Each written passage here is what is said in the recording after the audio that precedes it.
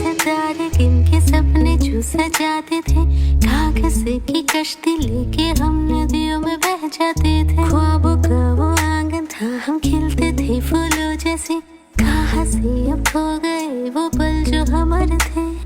दिल के टुकड़े टुकड़े है, वक्त का जादू है, बचपन का जहां अब दूर का वादा है।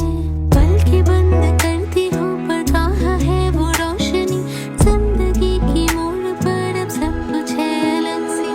बचपन वाली खुशबू अब हवाओं में नहीं है, सपने जो थे हमारे अब उनका जिक्र भी कम है।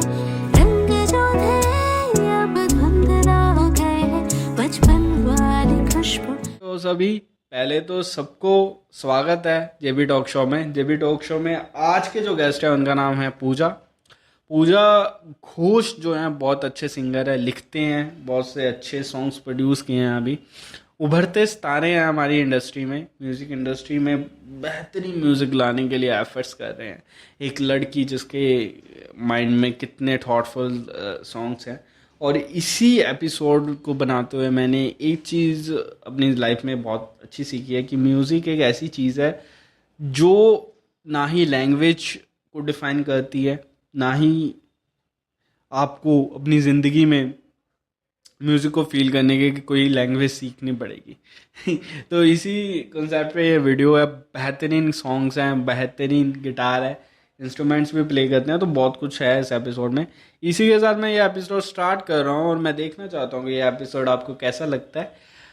और आप सब्सक्राइब करो भाई, मुझे फैमिली चाहिए बहुत लंबी वाली, बहुत लंबी चौड़ी, बहुत नंबर्स वाली। तो सब्सक्राइब करो जिससे कि हमारी फैमिली बड़ी हो। और इसी के साथ वीडियो में स्टार्ट कर रहा हूँ, लास्ट तक देखना। लास्ट में एक छोटा सा मैसेज है।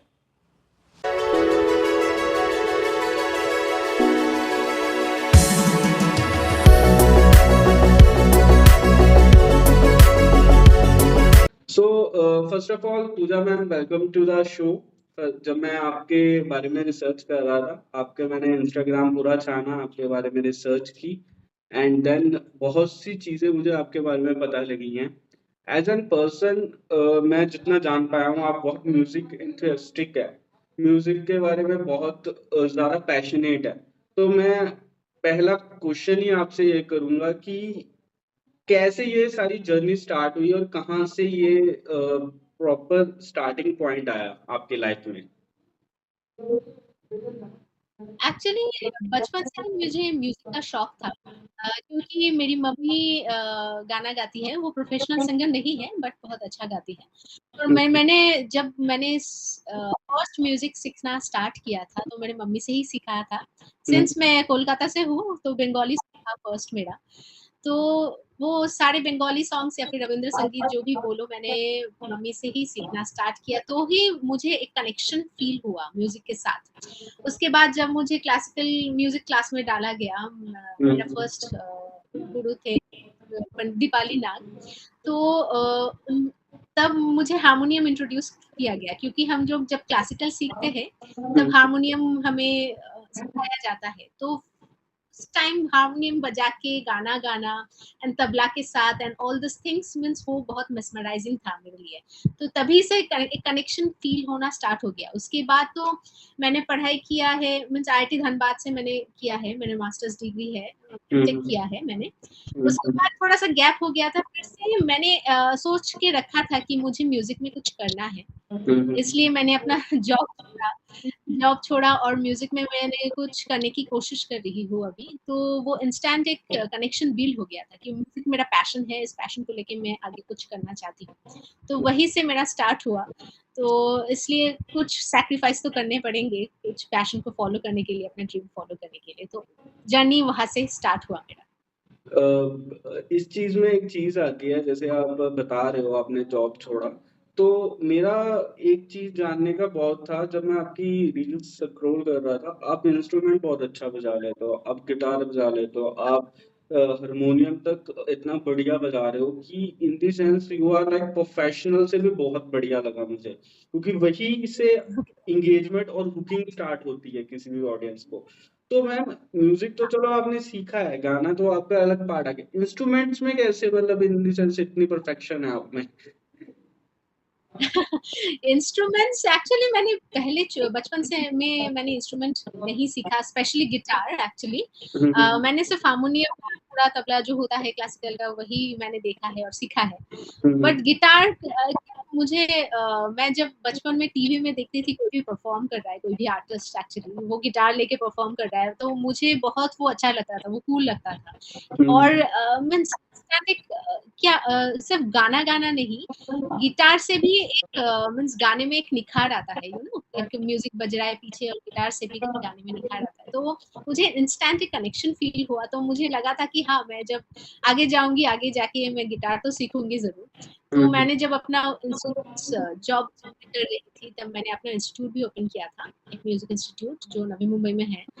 तो तब मैंने गिटार सीखना चालू किया एक्चुअली। फर्स्ट जब मैंने सीखा था तो बहुत हार्ड था मुझे, बहुत हार्ड। बट इनिशियली प्रैक्टिस करते करते वो आ गया, एक्चुअली वो हो गया, और मैं एंजॉय भी कर रही थी प्रोसेस को। तो मतलब ये है कि आपने जैसे मतलब इन द सेंस आपका अंदर से फील आती है, अंदर से म्यूजिक का फील था। एंड मैम एक और चीज है इसमें निकल के आती है, मैंने काफी पढ़ा भी है, रिसर्च भी किया है। जो म्यूजिशियंस होते हैं, आप लिखते हो सॉन्ग्स, तो ये कनेक्शन होता है, यूनिवर्सल कनेक्शन होता है, या मतलब ये कैसे आप गाना कैसे लिख लेते हो? क्योंकि ये मेरे लिए बहुत ही क्यूरियोसिटी वाला क्वेश्चन है कि बंदा गाना कैसे लिख लेता है खुद। ये तो हाँ, आपने सही कहा, ये यूनिवर्सल कनेक्शन ही है। तो मीन्स एक स्टोरी टेलिंग है। गाना क्या है, इमोशंस, मीन्स जो हम बोल नहीं पाते हैं कभी कभी कुछ, तो वो हम मीन्स स्टोरी गाने के थ्रू हम ऑडियंस के पास पहुंचाने की कोशिश करते हैं। तो ये एक यूनिवर्सल कनेक्शन है जो हमने फील किया। सोचो एक म्यूजिशियन, मैं एक म्यूजिशियन हूँ, तो मैंने जो फील किया, सोचो कि कुछ हुआ मेरे साथ या फिर कोई इंसिडेंट हुआ, जो फील किया मैंने, उसी को मैं लिखती हूँ गाने में, और वो एज अ गाना प्रेजेंट करती हूँ, ताकि ऑडियंस कनेक्ट कर पाए। कभी ना कभी किसी के साथ तो हुआ है, किसी को धोखा मिला है, किसी को अच्छा लगा है, कोई बचपन, हम लोग जैसे मेरा एक गाना है बचपन, तो बचपन वाली खुशबू हवाओं में नहीं है, क्योंकि बचपन हम लोग छोड़ के आए हैं, जो खास था हमारे लिए बचपन, तो वो अभी नहीं है। तो ऐसे मैं थोड़ा सा यूनिवर्सल वे में एक्चुअली कनेक्ट करने की कोशिश करती हूँ, ऐसे लिखने की। वो अंदर से ही आता है, एक इंट्यूशन है, वो अंदर से ही आता है एक्चुअली। आपने अभी तक मैम बहुत से सॉन्ग्स रिलीज कर दिए हैं, स्पॉटिफाई में आपके 8 से 9 सॉन्ग्स हैं। तो मैम प्रॉपर कितने सॉन्ग्स yes. अभी तक लिख लिए हैं? मैंने तो बहुत सॉन्ग्स लिखा है एक्चुअली, 15-16 सॉन्ग तो लिख लिया है। हम्म अभी बाकी गानों पे भी काम चल रहा है। हम्म तो आएगा गाना नेक्स्ट वीक या फिर नेक्स्ट टू नेक्स्ट वीक आएगा। वो गाना ऑलरेडी रिलीज हो, मीन्स रिलीज की कगार पे है। वो आजाद हूँ मैं, उस गाने का नाम है, मैं बता ही देती हूँ, टॉक्सिक रिलेशन के ऊपर है। हम्म तो वही मैंने कहा, मैंने जो देखा है, मीन्स मेरे साथ ऐसा कुछ नहीं हुआ, मीन्स मेरे फ्रेंड्स को देखा है या फिर बाकी आसपास के लोगों को, उस हिसाब से मैंने कहानी बना के वो सॉन्ग को मीन्स लिखा है। तो होपफुली रिलीज होने के बाद ऑडियंस को अच्छा लगेगा। तो मैम देखिए, जो मतलब इन सेंस रिलेशनशिप्स पे मोस्टली मतलब ऐसा होता है कि हार्ट ब्रेक्स हुए होते हैं सिंगर्स के, तभी सॉन्ग्स लिख पाते हैं, या फिर ये मतलब इन सेंस आपने लोगों को देख के किया है? क्योंकि आप बता रहे हो, जैसे मैं जान पा रहा हूँ कि आप कह रहे हो कि मेरे फ्रेंड्स के साथ कुछ ऐसा हुआ है, तो आपके साथ ऐसा कोई सीन हुआ था अपनी लाइफ में, पर्सनल लाइफ में, कि यू हैव दैट कि यार अब मेरा दिल टूटा है तो मैं तभी लिखना स्टार्ट किया है? तो ये एक्चुअली सिंगर्स के साथ होता है कि ये इट्स अ मिथिकल थिंग, और आप रिसर्च कर रहे हो आसपास लोगों के बारे में? हाँ, ऐसा तो होता है कि हम लोग टीनेजर में जब रहते हैं तो कुछ क्रश होते हैं कि वो नहीं मिलता है, ऐसा तो होता है, हार्ट ब्रेक होता है जब हम लोग टीनेजर्स में रहते हैं, वैसे टाइप का। हम्म वो किसी किसी के साथ होता है, और किसी कोई कोई रिसर्च करके लिखता है, ऐसे भी होता है कुछ कुछ। बट मेरे साथ हुआ है, एक बार हुआ है शायद, मैं कोई टीनेज में होता है प्यार, जो रिलेशनशिप में थी वो ब्रेकअप हो गया, हम्म उसको लेके, या फिर ज्यादातर मैंने फ्रेंड्स को ही देखा है वो टॉक्सिक रिलेशन में, मीन्स हम्म वो रहते हैं टॉक्सिक है बॉयफ्रेंड, उसको समझ में नहीं आ रहा है, तो उसको लेके ही मैं इमेजिन करने लगती हूँ कि विजुअलाइज करने लगती हूँ, हाँ इसको लेके ऐसे ऐसे कहानी बनाया जाए और ऐसे स्टोरी टेलिंग ऑडियंस को ताकि पसंद आए, ऑडियंस के साथ कनेक्शन किया जाए, तो ऐसे ही मैं लिखती हूँ एक्चुअली। एंड मैम जैसे पुणे महाराष्ट्र में आप इस टाइम वो पुणे या मुंबई में एंड करंटली सीन क्या चल रहा है, इंडस्ट्री का सीन क्या है, न्यू आर्टिस्ट को प्लेस मिलती है कि नहीं मिलती है इतनी जल्दी, क्या सीन है? टू बी वेरी फ्रैंक, हाँ हाँ हाँ, टू बी वेरी फ्रैंक मैंने बहुत ट्राई किया है, मैंने बहुत एक्सपेरिमेंट किया है, क्योंकि क्या होता है, जो लोग एक्टर्स होते हैं उन लोगों के लिए प्रॉपर एक है मीन्स एजेंसी होते हैं कि हाँ जहाँ वहाँ जाओ, एजेंसी में नाम लिखाओ, आपको ऑडिशंस के लिए बुलाया जाता है एंड ऑल दिस थिंग्स होता है, तो ठीक है, नहीं होता है आगे के ऑडिशंस तो, बट म्यूजिशियंस के लिए स्पेशली ये बिल्कुल भी ऑप्शन नहीं है, कोई भी एजेंसी नहीं है, मैंने एजेंसी से भी बात किया है, वो लोग म्यूजिशियंस को बिल्कुल मीन्स ऐसे नहीं है एजेंसी कोई भी म्यूजिशियंस के लिए, तो म्यूजिशियंस का स्ट्रगल थोड़ा ज़्यादा हो जाता है, इधर आपको ऑनलाइन अपना टैलेंट दिखाना पड़ता है या फिर जैसे कॉम्पिटिटिव शोज होते हैं इंडियन आइडल सारेगामापा, वहाँ पे जाना पड़ता है, वहाँ पे भी बहुत सारे कंपटीशन है, तो इंडस्ट्री का अभी तो बॉलीवुड प्लेबैक का मैं बोलूंगी वैसे तो कुछ है नहीं, मीन्स कोई भी गा सकते हैं अभी, प्लेबैक में उतने चांस नहीं मिलते हैं, तो इंडिपेंडेंट आर्टिस्ट एक्चुअली आजकल इसलिए उभर के आ रहे हैं क्योंकि बॉलीवुड में प्लेबैक का सीन थोड़ा सा कम हो गया है, इंडिपेंडेंट आर्टिस्ट ज्यादा लोग करे सोशल मीडिया के थ्रू, तो इसलिए ज्यादा आ पा रहे हैं सामने, तो सिनेरियो थोड़ा सा मीन्स जिसके पास शायद टैलेंट होगा, और किस्मत तो काम करती है, टैलेंट से काम नहीं होता है, सिर्फ सब कुछ ना कुछ हद तक टैलेंटेड है ही, ठीक है, तो किस्मत भी काम करती है, किस्मत और टैलेंट जिनके पास है वो आगे आ रहे हैं, तो ये अच्छा हो रहा है। मीन्स 90s के एरा में जो होता था ना, मीन्स पॉप सिंगर्स आ रहे थे बहुत 90s के एराज में, तो आजकल भी पॉप सिंगर्स मीन्स इंडिपेंडेंट उभर के आ रहे हैं, तो एक तरफ से अच्छा है कि मीन्स ये बॉलीवुड का नहीं है तो इंडिपेंडेंट आर्टिस्ट आ रहे हैं, एक तरफ से अच्छा ही हुआ है, मुझे लगता है जो। मैम आपने बहुत अच्छा पॉइंट शेयर कर दिया, मैं इसमें अपनी जर्नी भी आपके साथ शेयर करना चाहूंगा, जैसे कि हम भी काम कर रहे हैं as an YouTuber and as an media person, मैंने एक चीज नोटिस की है कि आज के टाइम पे जो ज्यादा दिखता है वो ज्यादा बिकता है एंड टैलेंट जो है वो पीछे रह जा रहा है, और हमारे शो का जो पर्पस भी था जब हम शो बना रहे थे और शो पे मैं काम कर रहा हूँ, बेसिकली हमने यही देखा है कि मोस्टली लोग सेलिब्रिटीज को चेज करते हैं जो बहुत ज्यादा फेमस हो चुके हैं, but the thing is it जो नॉर्मल पर्सन है, जो नॉर्मली स्ट्रगलिंग आर्टिस्ट है, जो अभी स्टार्ट कर रहा है, जिसके पास मे बी सेलिब्रिटीज से ज्यादा टैलेंट है, आपका जो टैलेंट है, जब मैं आप पे रिसर्च कर रहा था आपका इंस्टाग्राम बहुत ज्यादा बढ़िया सिंगर्स जो आप इंडस्ट्री में उससे भी बहुत बढ़िया आप काम कर रहे हो, but the thing is it जो मैंने फील किया, we didn't have any links कि हमारे पास बड़े बड़े ग्रुप्स नहीं है, इतना ज्यादा हम इन्वेस्टमेंट नहीं डाल सकते, दैट्स व्हाई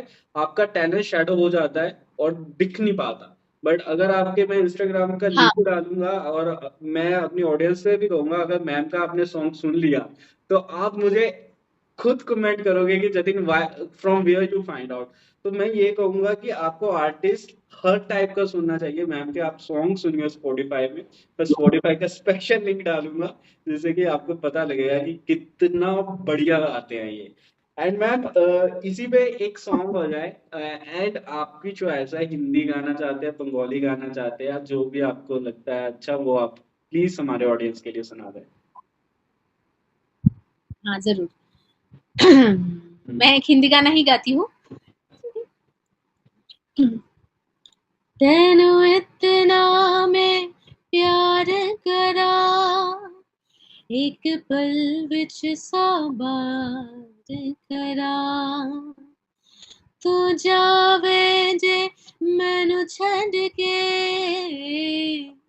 मौत दा इंतजार करा, कि तेरे लिए दुनिया छोड़ दी है, तुझ पे ये सांस आके रुके, मैं तुझको कितना चाहती हूँ ये तू कभी सोच ना सके, तेरे लिए दुनिया छोड़ दी है, तुझ पे ये सांस आके रुके, मैं तुझको कितना चाहती हूँ ये तू कभी सोच ना सके। मैम आप जब गाते हो ना ऐसा लगता है जैसे आप गाते जाओ हम सुनते जाए। इट्स लाइक कि जूम की, मैं सॉरी आपसे पहले कहूंगा, जूम की क्वालिटी में मैं इतना प्रेजेंट नहीं कर सकता, लेकिन जब आप लाइव सॉन्ग गाओगे, लाखों लोगों के सामने गाओगे, देन द पूजा जो रियलिटी में है वो लोगों को पता लगेगी। सो मैं उसके लिए क्षमा चाहूंगा, बट या आपकी आवाज इतनी बेहतरीन है ना मैम, मजा आ जाता है। इसी पे मैम अभी thank right you now so जो सॉन्ग्स आप लिख रहे हो, मच। अभी आपका जॉनरा क्या है और कौन सी बीट्स आप पसंद करते हो, मतलब अगर आप सॉन्ग प्रेजेंट कर रहे हो तो। मैं सॉन्ग्स तो बहुत सारे सुनती हूँ, इंग्लिश सॉन्ग भी सुनती हूँ, हिंदी सॉन्ग भी सुनती हूँ, बट मेनली मैं अभी जो सॉन्ग लिख रही हूँ वो इंडी पॉप का है। पॉप सॉन्ग से मैं जनरली लिख रही हूँ, एंड मेरा आगे का सॉन्ग्स भी पॉप में ही मोस्ट प्रोबेबली होगा, उसमें मैं रैप भी इंक्लूड कर सकती हूँ। मैंने और आगे मैंने जो गाना लिखा है, एक गाना है, मैं बता ही देती हूँ, राजकुमारी करके, उसमें रैप भी मैं इंक्लूड करूंगी पॉप के साथ। तो इस जॉनर में ही मैं अभी खेलना चाहती हूँ, आगे का देखा जाएगा। अभी एक गाना मेरा अभी ऑडियंस के पास पहुंच जाए और ऑडियंस उसे पसंद करे तो आगे मैं आगे का सोचूंगी, तो दूसरे जॉनर का। मतलब it's a mixture of normal, आप जैसे आप गाते हो उसमें एक रैप आर्टिस्ट भी है कि आप खुद करोगे रैप। मैं ही करूंगी, मैं ही करूंगी, मीन्स प्लस रैप, उस टाइप का मैं गाना बना रही हूँ, एक टाइप का। तो तो हाँ, तो उस जॉनरा का मैं ट्राई कर रही हूँ, अभी देखते हैं ऑडियंस का रिस्पॉन्स कैसे आता है। तो मैम आप जैसे आप सॉन्ग्स वगैरह लिखते हो, गाना गाते हो, आपको इंस्टाग्राम पे, यूट्यूब पे जब रिस्पॉन्स आता है तो बिगेस्ट आपको क्या चीज फील आती है जब रिस्पॉन्स आपके पास आ रहा है? कुछ नेगेटिविटी आ रही है या नेगेटिव कमेंट्स आते हैं, तो कैसे डील करते हो ऐसी चीजों में, क्योंकि हर बंदे को पसंद भी नहीं आता।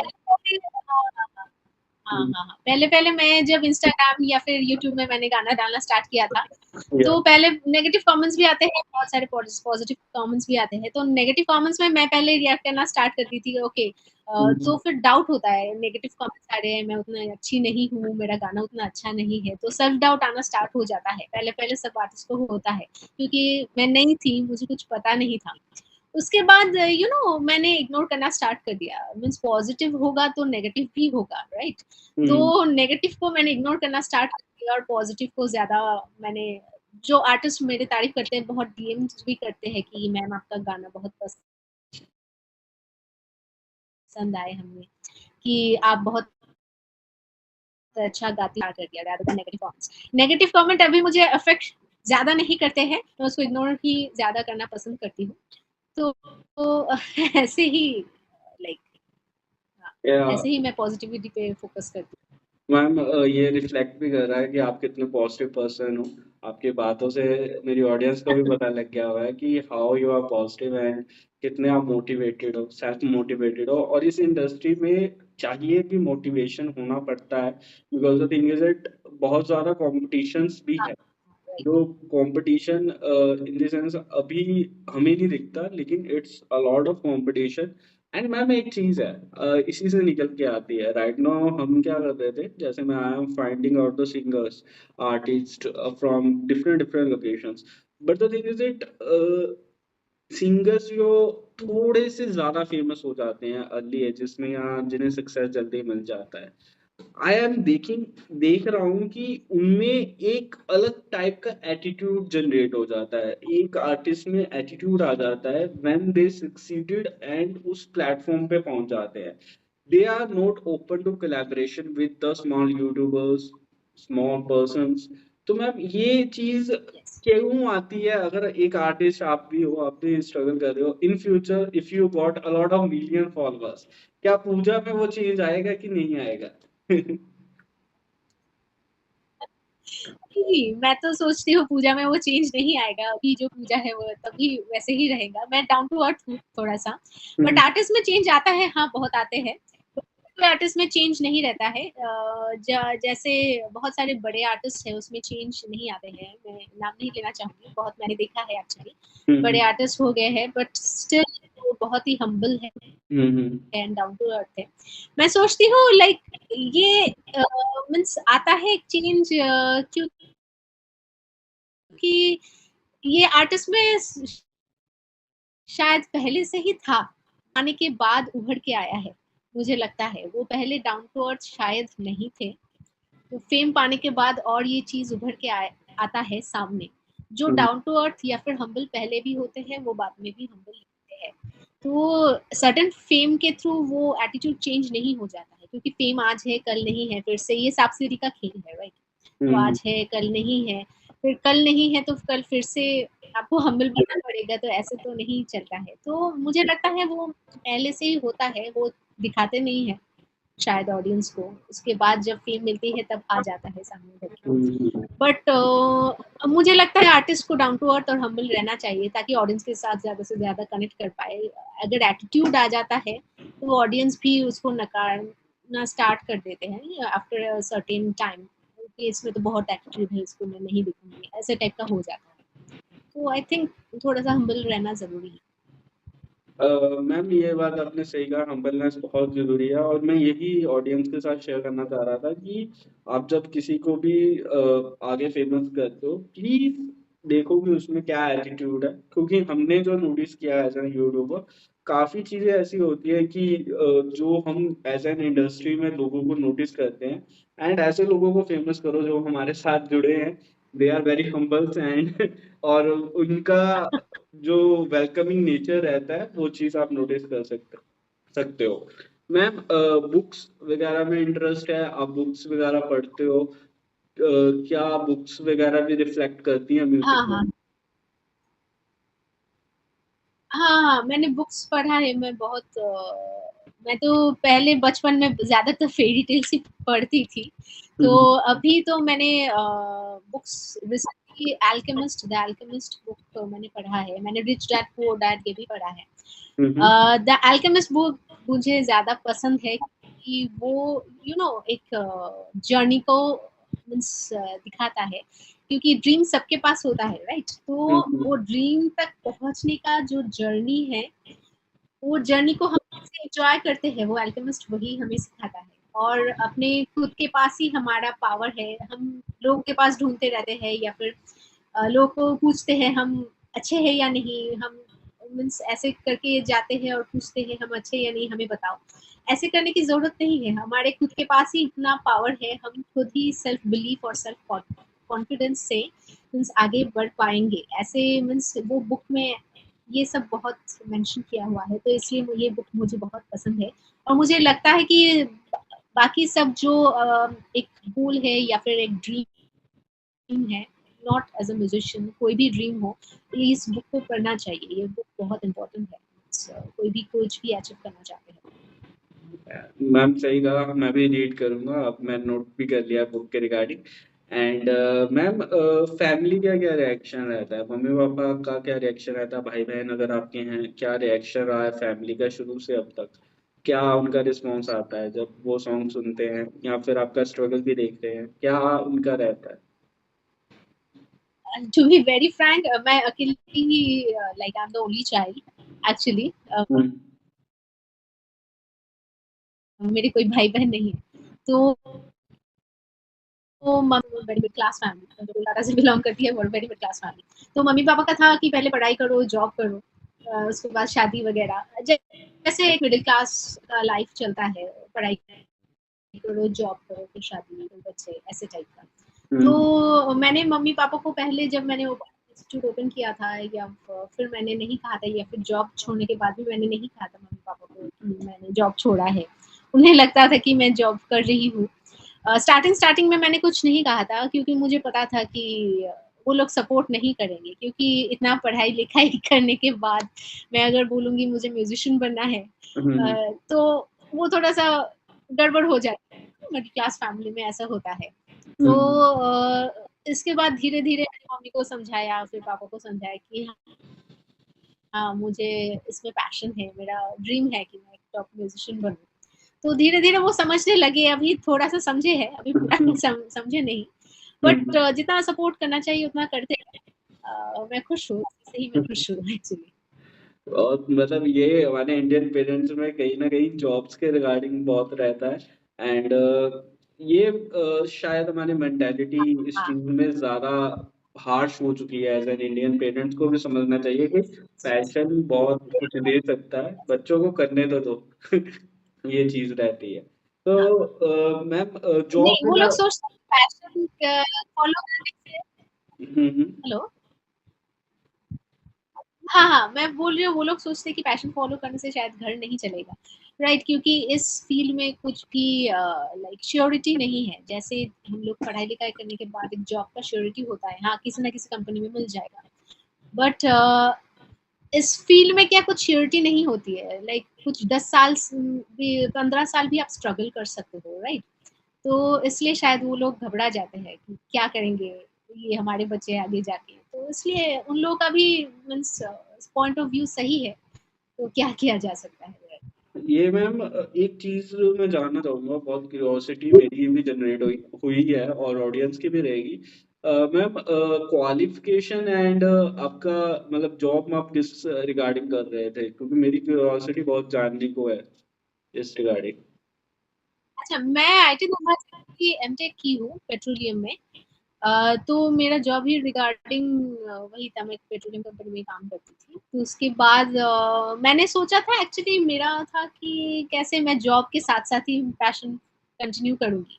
बट यू नो मीन्स 12 बोलते हैं कि 9 घंटे 8 घंटे का जॉब है बट 10-12 घंटे देना पड़ता था। उसके बाद आके फिर पैशन फ़ॉलो करना it's very not not possible, it's या इम्पॉसिबल। और मेरे लिए तो इम्पॉसिबल था, इसलिए मैंने सोचा कि let's give it a try. Music में मेरा पैशन है, क्योंकि बाद में मैं जाके रिग्रेट नहीं करना चाहती थी कि मैंने ट्राई नहीं किया। जॉब में का तो बाद में देख सकते हैं, बट इसका मैं बाद में नहीं, एक टाइम के बाद मैं रिग्रेट नहीं करना चाहती थी, इसलिए मैंने जॉब छोड़ के ये पाथ चूज़ किया। अ, मैम इसमें तो ये भी है ना आपके पास एक अपर हैंड रहेगा ही क्योंकि आपने इतनी अच्छी डिग्री की है, आपने इतनी अच्छी जॉब भी कर ली है कि आप कभी भी उस सेक्टर में दोबारा भी जा हाँ, सकते हैं और मैं यही कहना चाहूँगा कि अगर आपके पास yes, plan yes. Plan A है तो प्लान बी भी आप लेके रखो जैसे मैंने रख रखा है and it's a safe side parents की भी सुननी चाहिए कहीं ना कहीं हमें स्टडी जरूर करो मेन चीज ये है कि मैंने भी स्टडी की है आपको भी मैं हाँ, स्टडी रिकमेंड करूंगा या तो मतलब कई बार क्या होता है ना यस, मैम स्टडी इम्पोर्टेंट है। स्टडी के बिना ऐसे 10-12 पास करके ऐसा मत करो। मैं वो बोलना चाहूँगी ऑडियंसेस को, बहुत सारे आजकल के बच्चे हैं जो 10-12 के बाद ही ये पैशन फ़ॉलो करना स्टार्ट कर देते हैं, क्योंकि प्लान बी भी होना चाहिए। अगर वो वर्क नहीं किया है तो आपके पास एक डिग्री होना चाहिए जिससे मीन्स जॉब करके आप कुछ कमा सको अपने लिए। तो ये बहुत ज़रूरी है। मैम अभी जैसे मतलब जो सिनारियो भी चल रहा है उसके रिगार्डिंग आपने बहुत अच्छी एक बात कह दी और मेरा भी पॉइंट ऑफ व्यू सेम ही है अब मैम हम गिटार भी सुनना चाहेंगे एंड एक सॉन्ग सुनना चाहेंगे ओरिजिनल आपका जो ओरिजिनल आपने लिखा हो रिसेंटली और कोई पुराना सॉन्ग आपका हाँ, हाँ, हाँ, ज़रूर।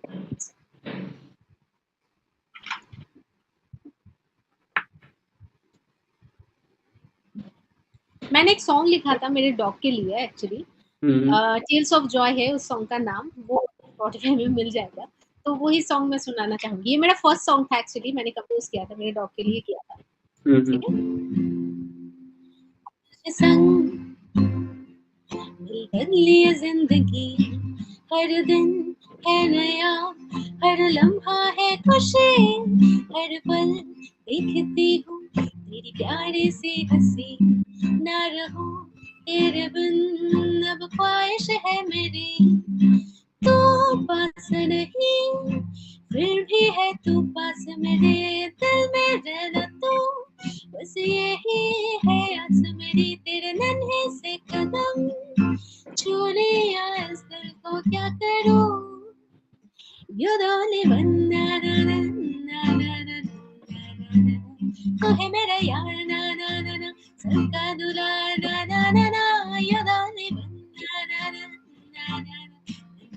ना ना, तो है मेरा यार ना ना ना ना, सबका दुलार ना ना ना ना।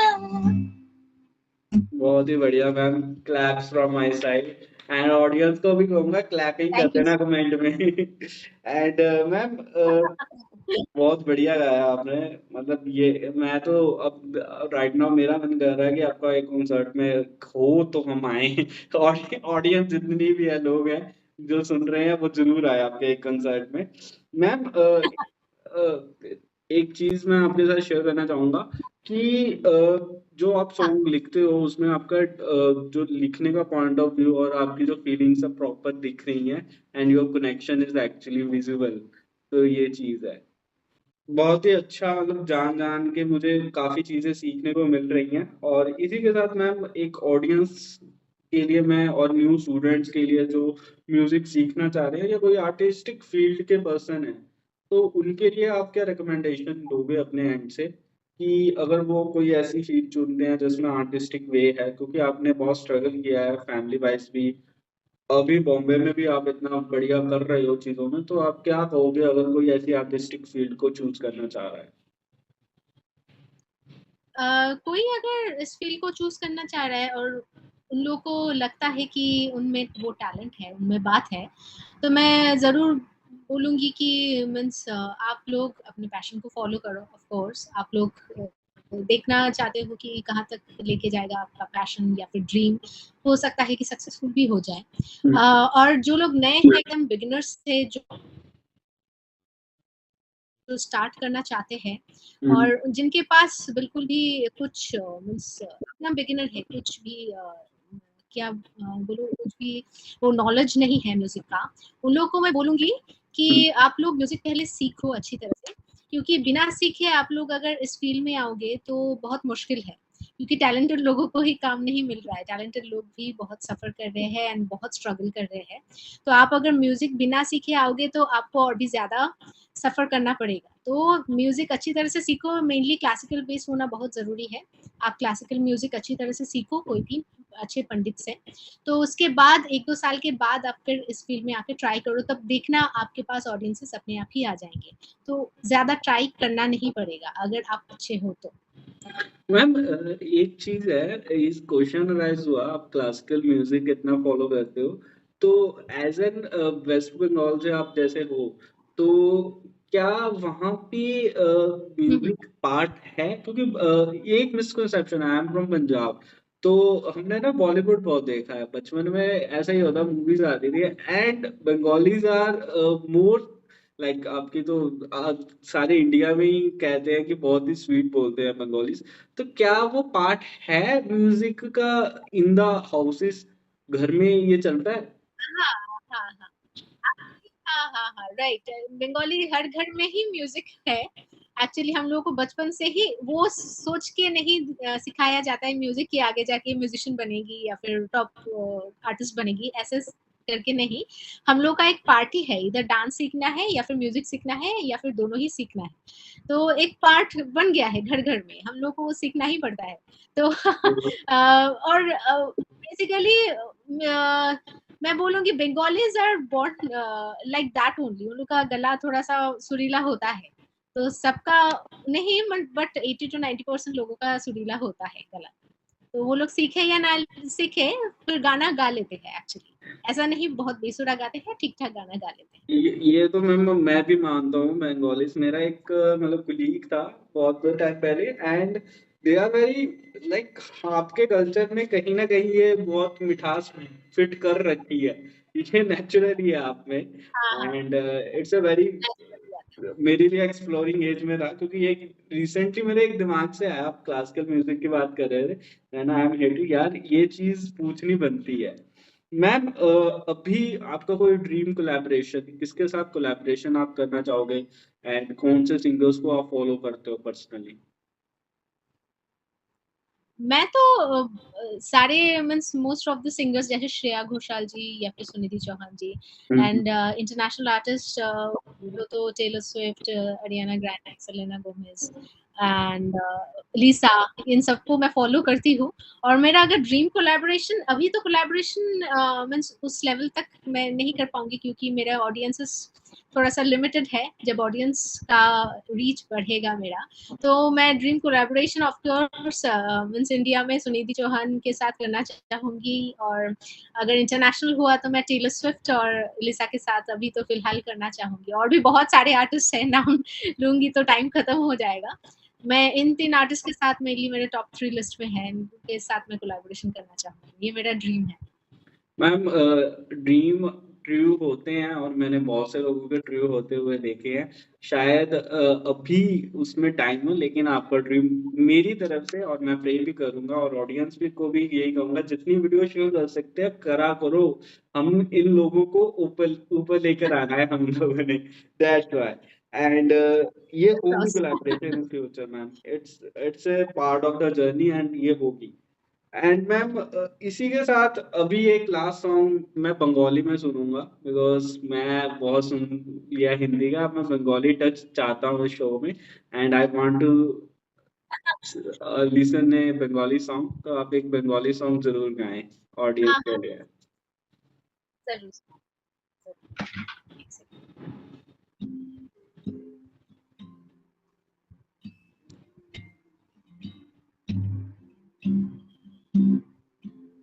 ওকে।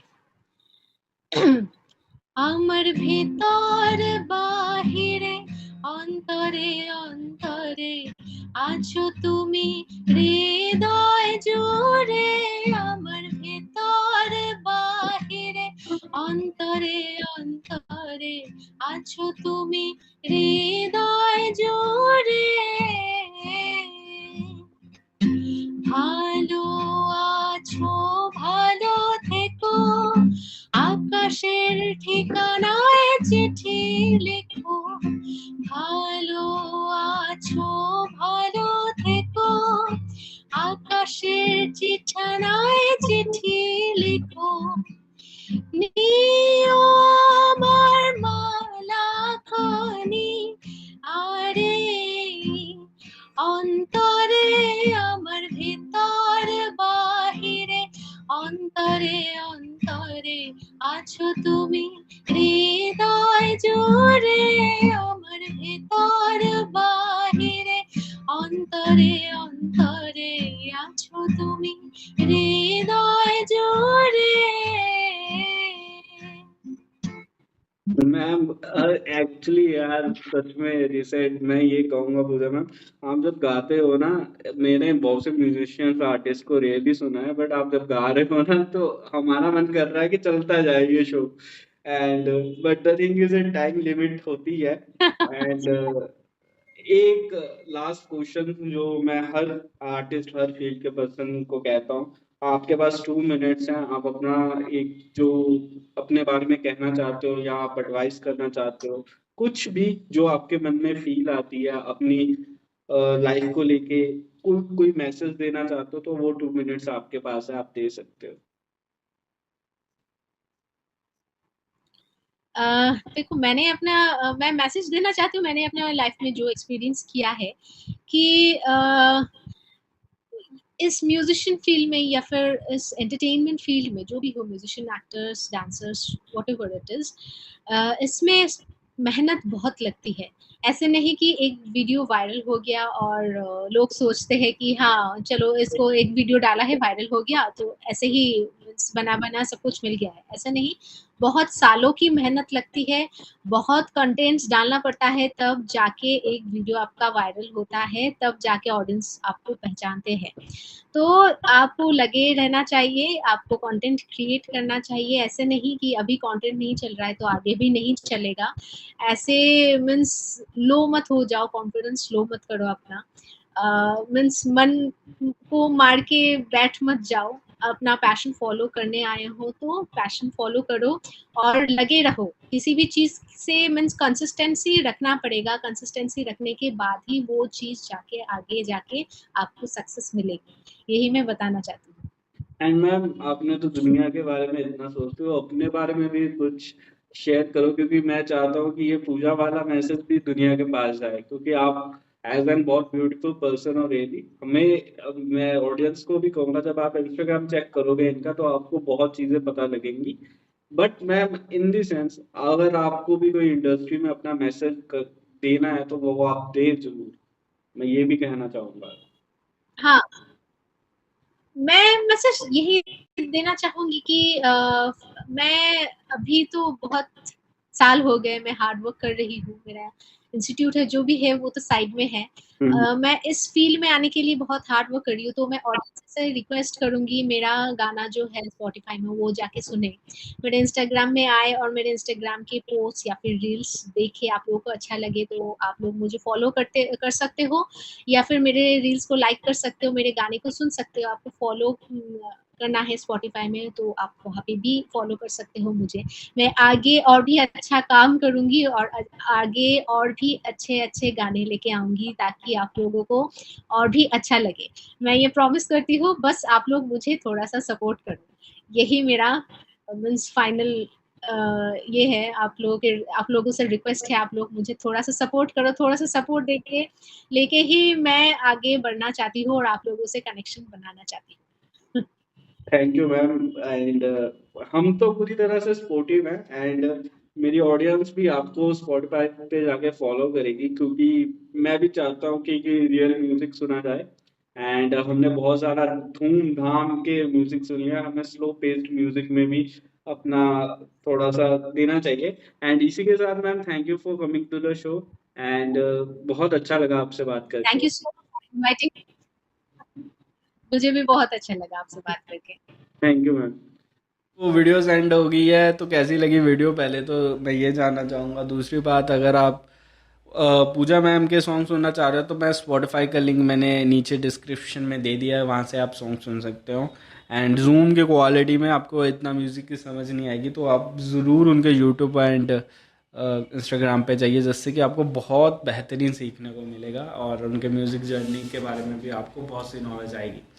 इसी के साथ मैं आता रहूँगा हर मंडे को। आप सब्सक्राइब करो यार, बहुत ज़्यादा सब्सक्राइब करवाओ। हमारे जो शोज़ हैं फैमिली फ्रेंडली शो हैं, हम किसी भी ऐसे एपिसोड्स या ऐसा कंटेंट प्रोड्यूस नहीं कर रहे जिससे कि आप फैमिली में बैठ के नहीं देख सकते। मंडे को आप जाओ अपने घर पे, मंडे वैसे ही इतना ज़्यादा काम भरा होता है, आराम से रात को 9 बजे एपिसोड लगाओ, 10 बजे तक एपिसोड देखो और सो जाओ। मतलब बेहतरीन अच्छा content consumption, bookish content consumption होगी आपकी। रिसर्च करके मैंने क्वेश्चंस बनाए होते हैं, तो काफ़ी चीज़ें ऐसी होती हैं जो आपको अभी समझ नहीं आती, लेकिन डेली लाइफ में अगर आप यूज़ करते हो तो आप समझ सकते हो। तो ऐसा कंटेंट कंज्यूम करने से आपकी ग्रोथ क्यों ना हो भाई। तो इसी के साथ मैं ये वीडियो एंड कर रहा हूँ, और please like share and subscribe. मैं आता रहूँगा हर मंडे न्यू एपिसोड के साथ। Thanks for watching.